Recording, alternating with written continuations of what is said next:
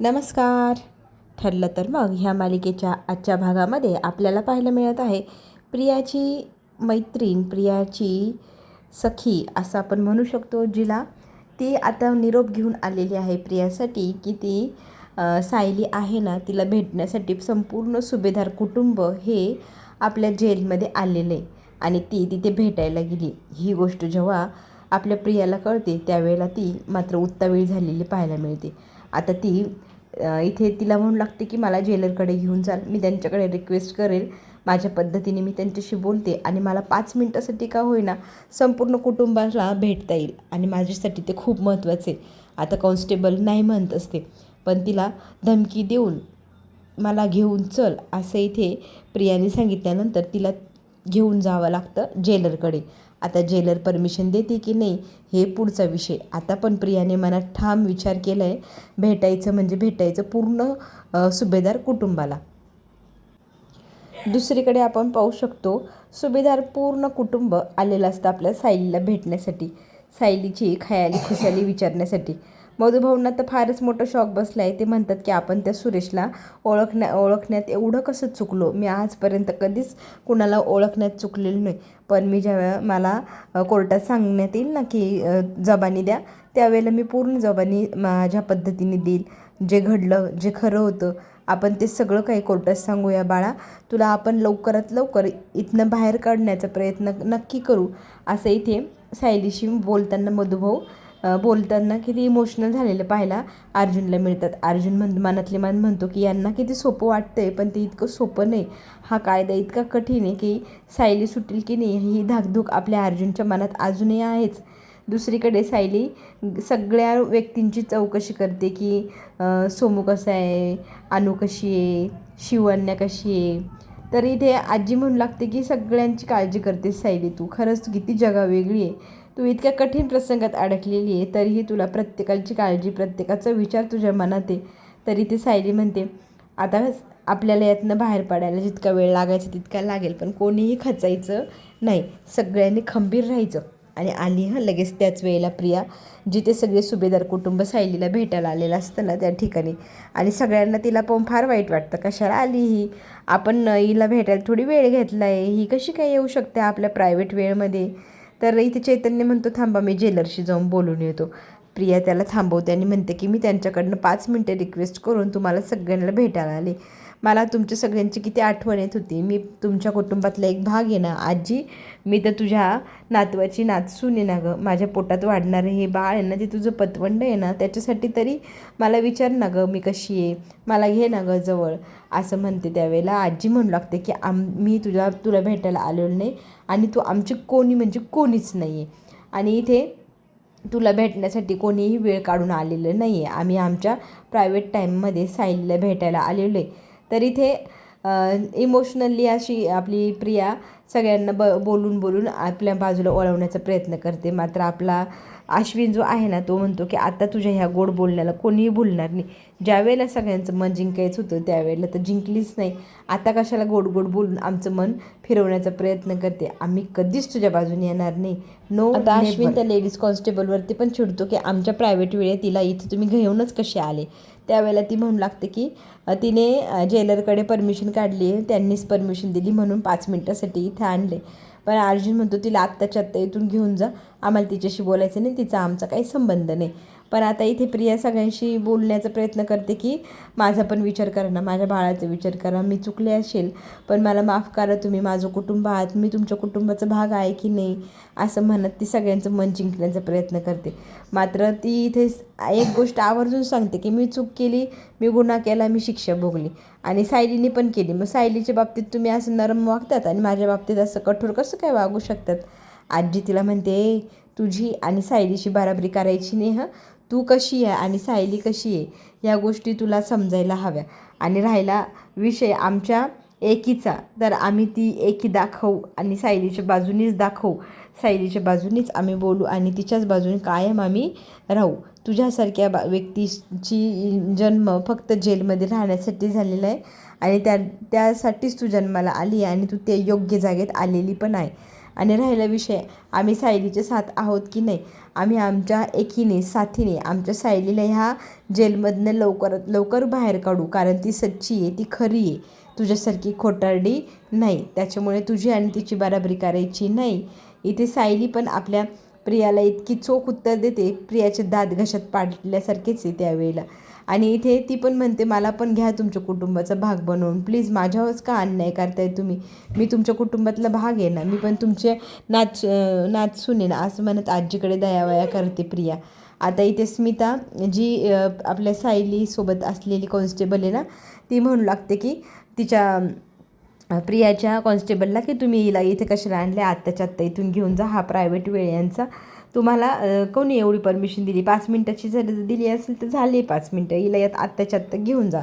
आता इथे प्रियाला ओढत ताडत का होईना मग ती लेडीज कॉन्स्टेबल तिला बाहेर घेऊन जाते. प्रिया म्हणते थांब ना, मला सगळ्यांशी बोलायचं आहे, बघ ना माझे कुटुंबातले किती मेंबर आले आहे, माझी आजी सासू माझी नणंद सगळे आले बघ ना. इथे अस्मिता म्हणते छी, मी तुझी नणंद अजिबात नाही, मला नणंद पण म्हणू नको, निघ इथून.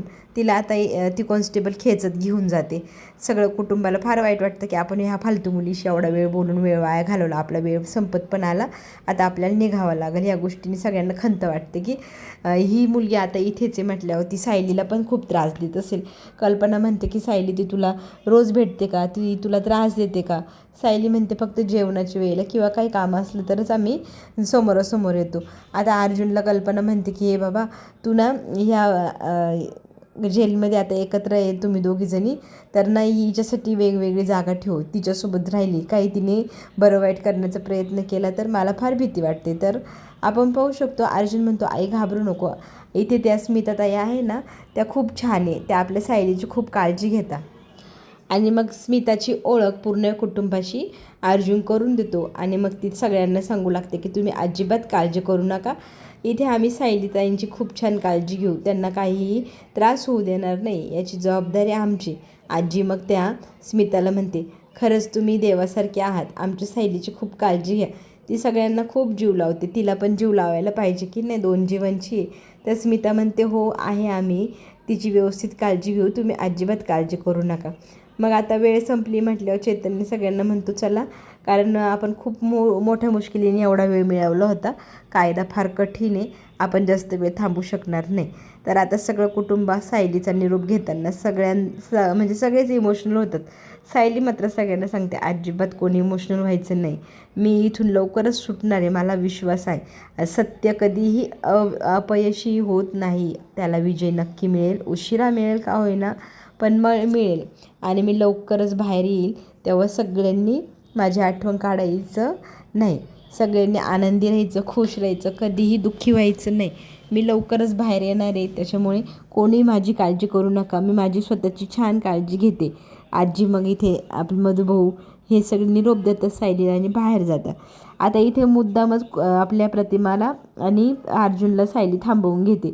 सायली आईला म्हणू लागते की माझं कुटुंब हे सुभेदार परिवार जो आहे ना, त्याची तू काळजी घ्यायची, जोपर्यंत मी त्या घरात नाही तोपर्यंत तू त्यांच्यासोबत तिथंच राहायचं, त्यांची काळजी घ्यायची, कुणाच्याही डोळ्यात अश्रू येता कामा नये आई, ही जबाबदारी मी तुला देते.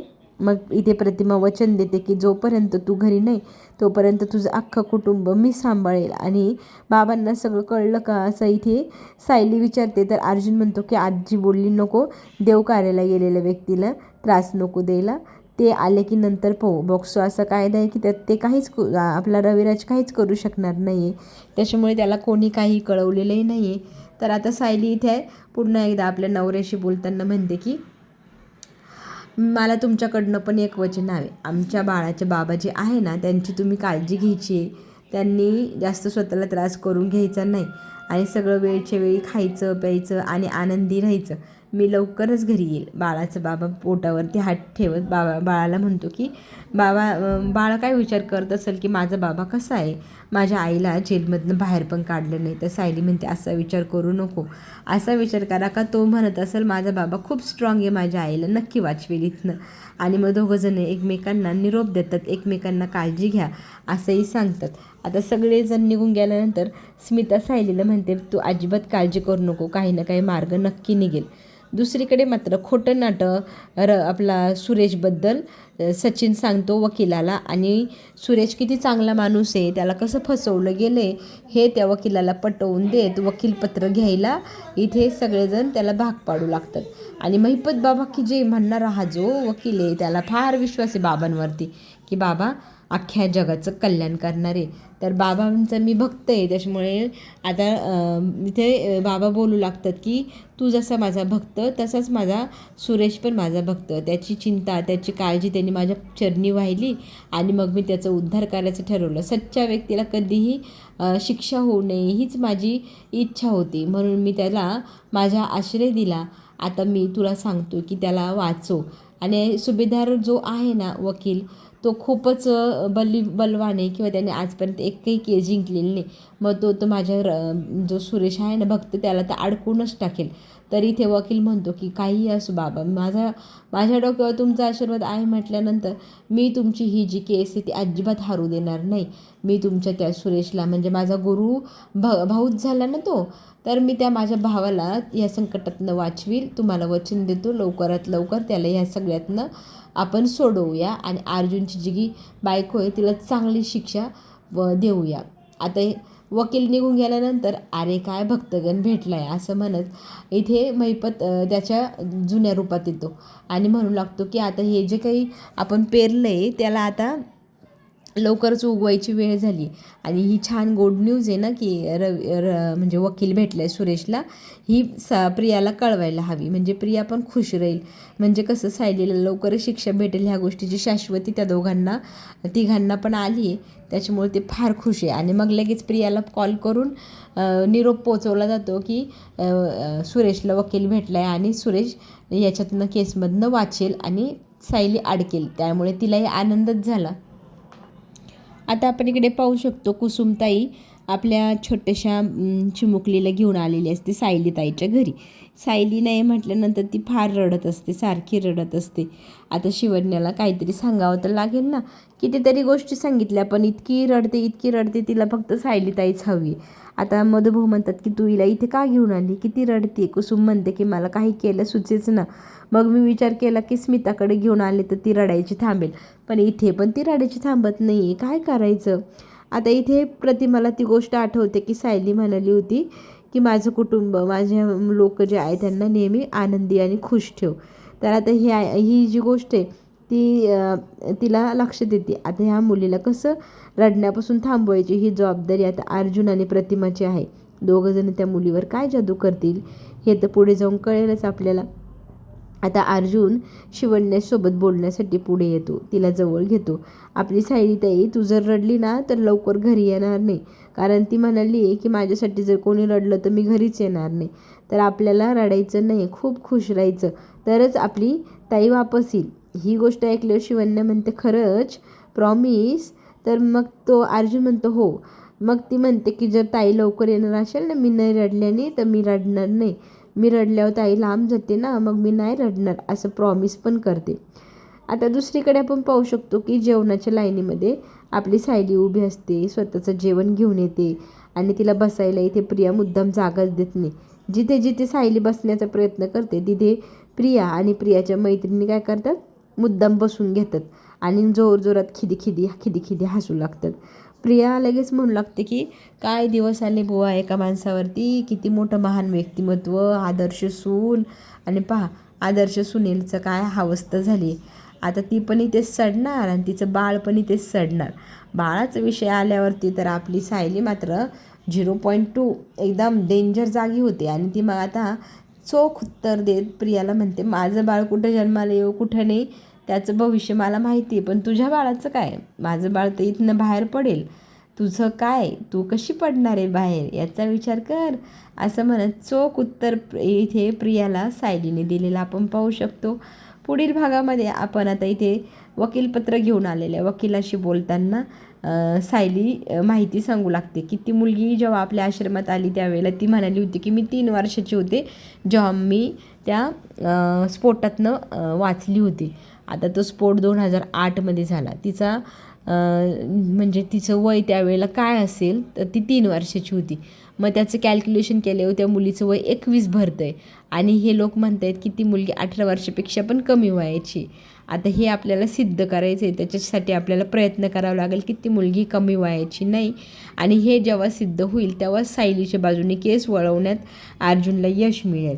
तर आता आपण पाहू शकतो अर्जुन काय करेल आपल्या सायलीला बाहेर काढण्यासाठी. सायली आता इत्थंभूत माहिती सांगू लागते की आम्ही तिचं ज्यावेळेला इथे राहण्यासाठी पत्रक स्वीकारलं होतं तर काय काय घडलं, काय काय होतं, सगळं आठवून सायली अर्जुनला सगळे पॉईंट सांगू लागते. अर्जुन मग त्या सगळ्या गोष्टींची जुळवाजुळव करू लागतो. आता काही पुरावे असे शोधायचे की ज्यावेळेला ते स्फोट झाला होता ना त्यावेळेचे ते काही गोष्टी आणि हिचं वय हे सगळं कॅल्क्युलेट करून आणि आपल्याला खऱ्या त्या स्फोटातल्या काही व्यक्तींची जर माहिती मिळाली, म्हणजे त्यांना जर आपण विचारलं की कोणत्या साली काय झालं किंवा तुम्हाला काय आठवतं का, त्या गोष्टींना आपल्याला मार्ग काढायचा आहे. तर आता अर्जुन विचार करतो आहे की त्यातला जर एखादा थोडासा जरी कण आपल्याला कळला तर आपल्याला सायलीला सोडवायला सोपं होईल. त्याच्यासाठी आता अर्जुन त्या सगळ्या केसला पुन्हा एकदा चांगलंच चाळून काढणार, म्हणजे शोध लावणार आहे ज्यातनं आपली सायली या केसमधनं बाहेर पडू शकते. सायलीला कसा अर्जुन सोडवतो आहे हे आता पाहणं खरंच एकदम काय म्हणतात भन्नाट आहे. तर आपण पुन्हा भेटूया. आत्ता घेऊ छोटीशी विश्रांती. जो पुढील भाग येईल तो पाहायला आपल्याला सगळ्यांना आवडणार आहे. चला तर मग चॅनलला लाईक आणि सबस्क्राईब नक्की करा, म्हणजे पुढे येणारे व्हिडिओ तुमच्यापर्यंत लवकर पोहोचेल. आणि आपण उद्या पुन्हा भेटूया. धन्यवाद.